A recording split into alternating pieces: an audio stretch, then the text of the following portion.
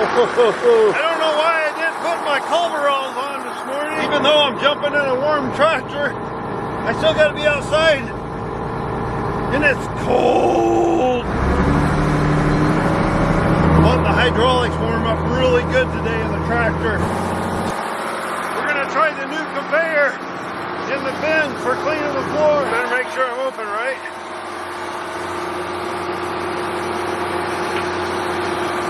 That was easy. Ah! I just want to watch my cord to make sure it don't get wrapped up in anything. All right, let me just squeak it for it. Oh, I love it, I love it. I won't have to do as much grooming. But better not do that yet. These kind of things like this, you never want to get too close. It's got a lot of power. You get your fingers, your foot, anything in it.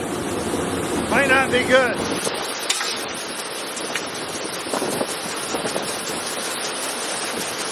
This whole conveyor, it will just keep going right into the corn. And it'll pull itself all the way around.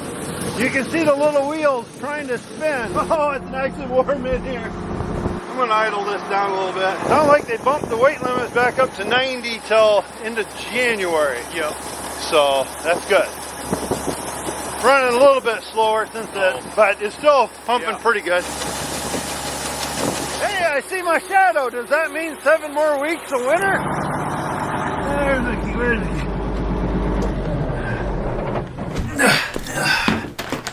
Got a few big moves going over on at the bin site today. Wade and his crew, when they did all the electrical stuff for the new bin site, they bored in electricity underground here to the bin. So we got a box on the side of the bin. I think they're gonna try to get juice to this today, so that way we can run this auger. We're gonna be delivering half the soybeans in this bin this month. Right now, without electricity, we can't take anything out of there. Then over here at the dryer shack, with a trailer literally bigger than the dryer shack, we got the epoxy guys.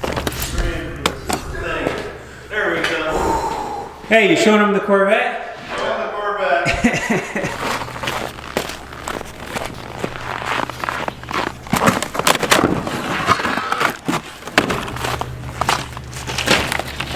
Where's your guys' beds at? Back seat of the truck, front seat of the truck. We got our epoxy guys here. This is Jason and son Dalton's outside, but they got these big machines. This is a grinder, and then this is a littler version of the grinder. So it's got diamond tip teeth on this. So they're gonna run this little one around the perimeter of the building.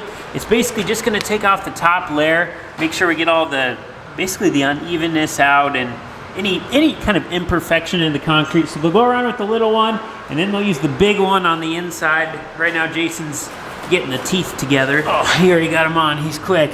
But these little yellow things, so these are gonna spin. And I take it the whole thing also spins, doesn't it? Each independent one spins one way, and then the main head spins the other way. It's called a planetary. And then in these buckets, these little, they look like frosting packets, but this is the color, the base color, and then the epoxy's in the jug underneath. Then they'll lay that all down on the floor, and then they come in with paint chips. Looks like they're spreading bird seed, and then that'll go over the top, and they'll be done. They'll be out of here by noon tomorrow.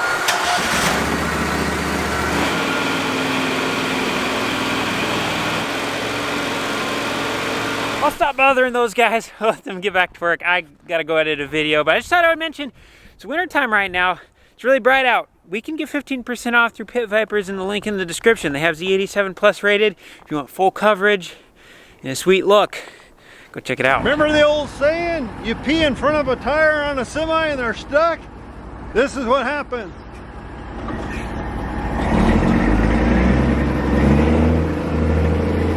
We're okay on the load? Oh yeah, 89. Perfect, perfect.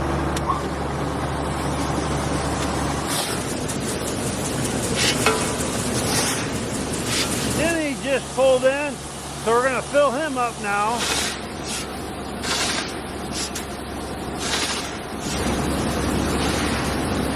I just got off the phone with Seth. He said that corn check that was written for last year, we have to send it back to get it written for after the first of the year. So that way it's on 2022's tax record. Okay. That sounds good. I'll let Krista know that. She just didn't know, she said something out of her league, so.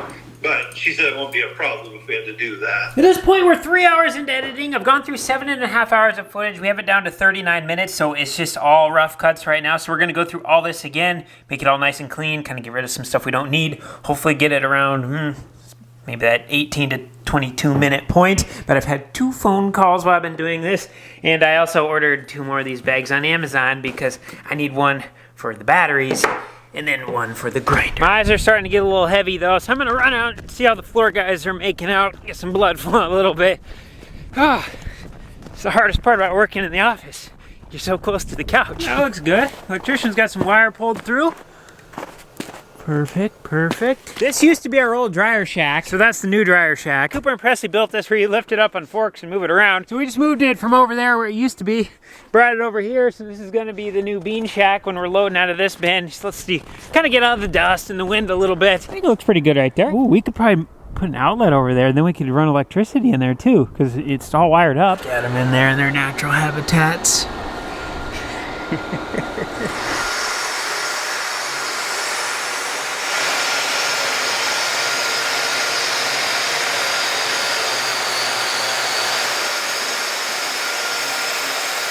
Looks like Natalie's putting in seed tubes. Cooper's back there knocking frogs out. That's part of the planter here. It's not actual frogs, and I'm going to be doing the same. Ooh, yes, and don't let me forget about this, guys. We still need to get a 35-degree incline coming out of this bin. There's soybeans in here. We're going to need to be getting these out here pretty soon. So don't let me forget about that. Got everything running outside. Put a light here inside the bin. I want to try to keep up, cleaning up behind the auger, the sweep as it's going around. Oh, good morning, good morning. Oh, sounds like Isaiah will be back here in a little. Isaiah will be back here in a little bit. You can see the pink sky out there. It's a nice brisk morning, but thank God it's calm, no wind hardly at all. But the sky looks so pretty if you can see it. Oh, I love it, I love it, I love it. This is only 2 big lights. And then on the south side, we got 2 big lights. There's gonna be a whole bunch more. They're up there, but they're just not wired up yet. Now we're not gonna step in here, but we'll just take a look. They got special shoes on, so they can walk on it. So when I rub my fingers across this right now, it feels really rough. I mean, it feels like I'm rubbing my fingers over paint chips sitting on the ground. So they have a little jug of something hiding around the corner, that clear stuff. So they're gonna put that down next. That's gonna make the top nice and glass smooth. Well, not glass smooth, but smooth enough so we can clean it easy, and then they'll be done. We got Isaiah back for another load of corn. We got Cooper over here on the skid loader. Last night, accidentally overspilled a semi by a little bit. So Cooper's picking that up, putting it in the auger, get that cleaned up.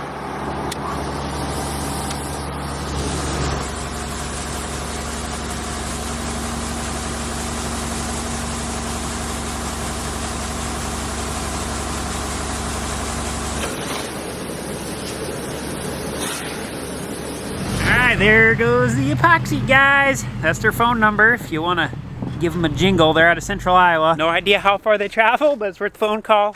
They're nice guys, so I'm happy with them. Once I get my basement all done, I'm gonna have them come out in epoxy down there too. That's gonna be a job, I tell you what.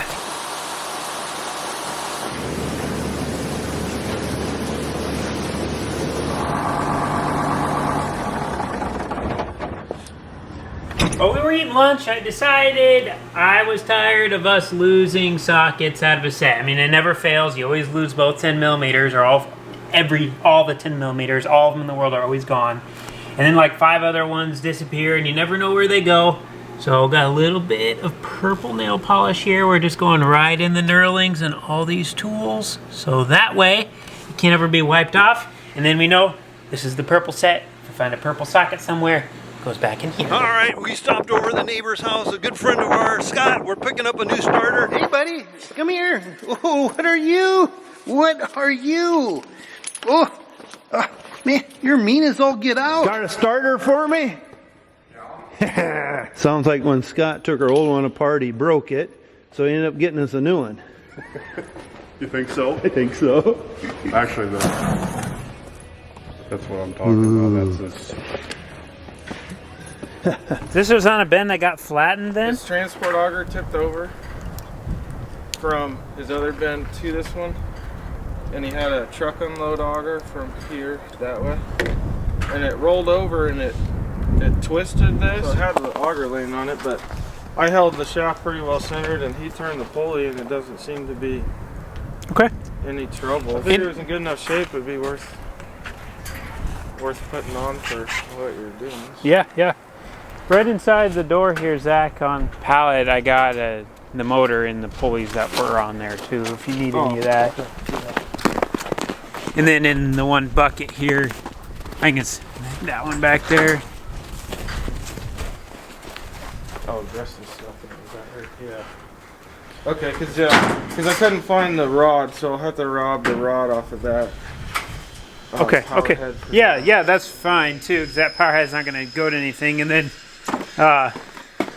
there's a couple little pulleys and stuff in that bucket too. Okay. If I don't know. I just picked up all the bolts and stuff that were over there and threw them in there. Yeah. All right. Yeah, no, that should... And that motor would work too. That's 10 horse. Oh, yeah. Because it would call for a 7.5, so that'll be, Okay, yeah. that'll be plenty. So that's all we got is 10s. There's also a couple more outside here that we need to bring in yet. And then that power end, whatever. Yeah, if that motor's free, like I said, then that'd be plenty, because it'd be a 7.5. Yeah. Yeah, that's a 30-footer, so yeah, 7.5 with an incline. So. Yeah, because if that one's got a 10 on it and that's a 42, Yep. 30 would be. Yep. Yeah, feel free, anything in here, just feel free to use it. So that was my friend Zach and Sable's boyfriend Talon. They do bend work and they're putting this on that other bend. So this is a 35-degree unload. Otherwise, before we had this, to get it off the ground, you had to dig a big hole right here that always filled with water, and then when you get beans in there and full of water, then you get rotten beans. One of these new is about $1,500, and Zach got called in on a job where a bend was destroyed, and so I guess that piece was still good on there, and they got everything else new, so he asked if he could have it. They gave it to him, so now we got it. Oh, I see what they did here. No peeking, Cornstars. Oh, fine. We'll look at it later.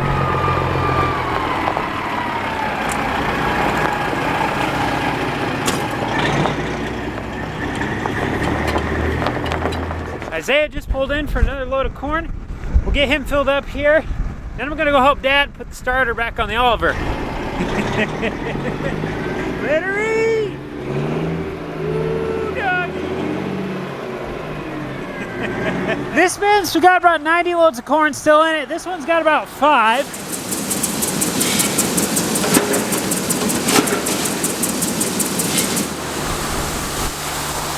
We're looking forward to being able to utilize our overhead bend system because that'll fill a semi in about 3 minutes, while these side draws do it in about 5. And then our unloads on the other side with the yellow auger, it's about 8 minutes. But in this west bend right now, since we had the floor sweep going, it's a little slower. Probably takes about 18 or so to fill a semi. So it's still not slow. That one back there, you're probably looking at 25 to 30 minutes. It'd be a lot nicer doing 3 minutes. At the moment, with the way we're doing it with the auger out the backside, this is temporary. Next year, we're gonna get a drag conveyor in. It'll come through here, then these floor augers of the bends will dump right into it, and that'll carry the corn straight through here, up onto this concrete pad where the dryer is gonna be sitting. So that conveyor will dump right into another conveyor that'll be able to take it over to both of the legs. And this conveyor that'll be right here, the dryer is going to be able to dump hot, dry corn into that conveyor as well. So we're going to kind of have a dual purpose conveyor. We won't ever be using them both at the same time. So that's why we can get away with it. Since we don't have those yet, we have to use the auger for the time being. But down the road, it won't really matter if it takes 18 minutes to fill, because it'll just be dumping into the dry conveyor, which will be going up the leg into the overhead. And then we have about 4,900 bushels of capacity to work with. And then we can fill semis in 3 minutes. That'd be nice. What's this conveyor here then? So this is the one that will go from right here to the legs. Oh, okay. So it'll be the short one. And then we need like a 110 footer or something like that through here. At least there, once we're moving corn that way, it'd be nice. You can have a, I don't know, light, something that tells you when that one's full. At least you can go in the building and Yeah.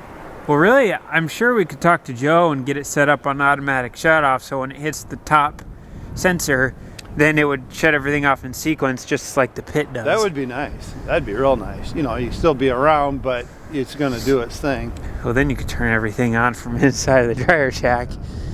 You can fill the bin with your feet up in a chair. Exactly. All right, you want to go put that starter on? Well, Ronnie's going to be here in a little bit, so I don't want to wander off and then have to zip. Okay, let's go sit in the truck then. I'm cold. Is this that mega bright light? Yeah. Oh, jeez. Isaiah took 3 down.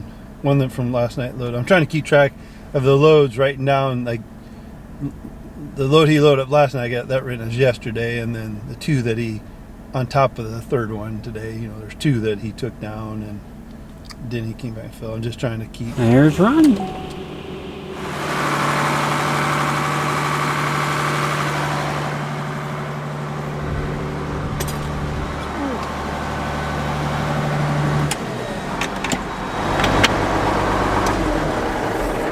I'm guessing there's probably a good 2 semis left in here. Yes.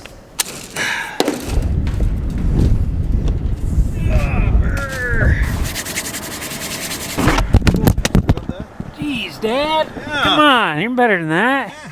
He took off way too fast, way too fast. This is the new starter. Sounds like the old one. Basically every single component of it was shot. The guy we brought it to said he honestly wasn't sure how we were starting the Oliver because it was that bad. But I guess this is a newer version. It's supposed to have a gear reduction in it, so it's supposed to be a little stronger.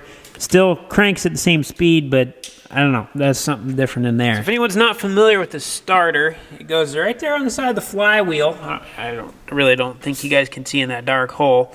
But that flywheel connects to the engine, so when you hit the key, it turns the starter, which turns the flywheel, which starts the engine. Did I say that right? Sounds good. So far, it seems a little better, don't it, Coop? Caught on the hose in the back. Oh, is it? Well, turn it towards you. Oh. You have to rotate it back. Oh, maybe we got to take the screws out and turn it? Yeah, now you're stepping on my foot. That hurts. That hurts, girl. Oh, you got all your weight on me. Ooh.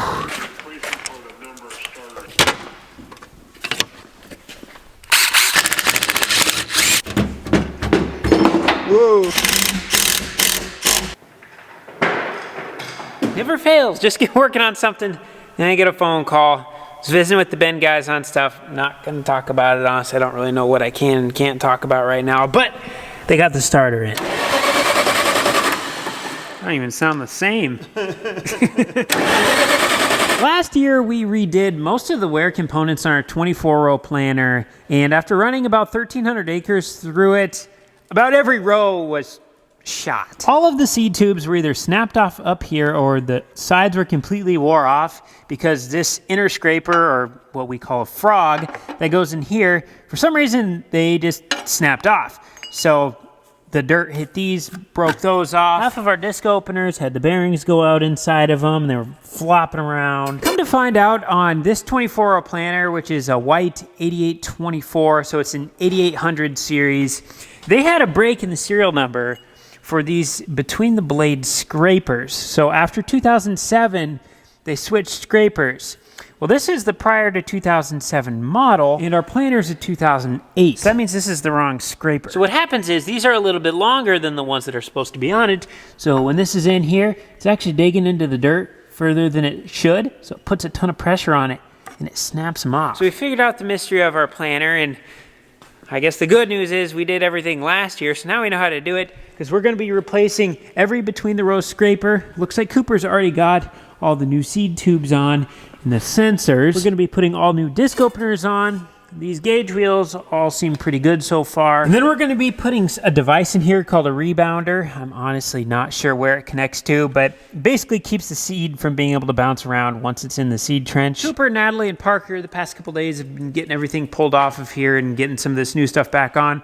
We're currently waiting on parts to come in on all those things. Once those come in, we'll get these slapped back together. Natalie got this planter greased up and ready to go. Cooper ordered some wire. He's supposed to get that tomorrow. He's going to wire up a couple lights, because for some reason when you flipped these back LED light bars on, it blew fuses in the tractor. So I guess he's wiring up some stuff differently.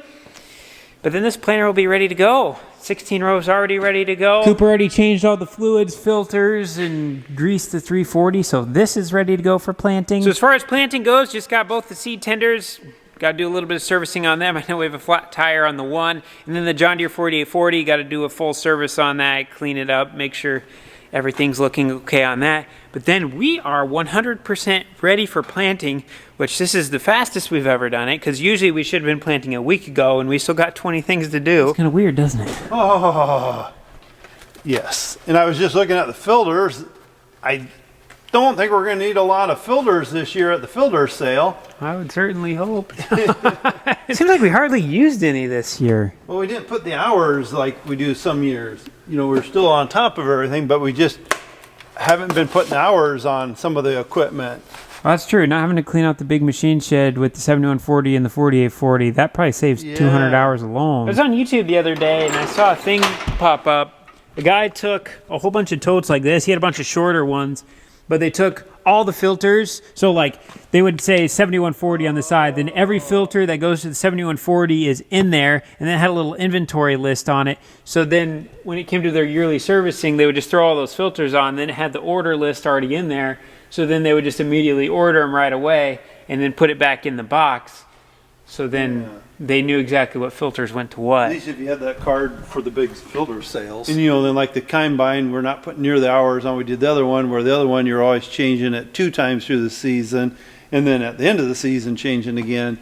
Where this one we were putting less hours on it, so change it once a year. Yeah. And some of those on the newer equipment, they put their hour interval so much higher. I think the 340 is like 600 hours, or the combine or something like that for engine. Yeah. That seems just a heck of a lot to me. We're used to 125. Yeah, I think we still dropped it on the 340. Yeah, we'd probably change it way before we need to, but man, it makes you want to go out to those 600 as much as filters for those things cost anymore. Golly, drop $600 in oil filters for the 340 alone. Anna, you want to look at the sun?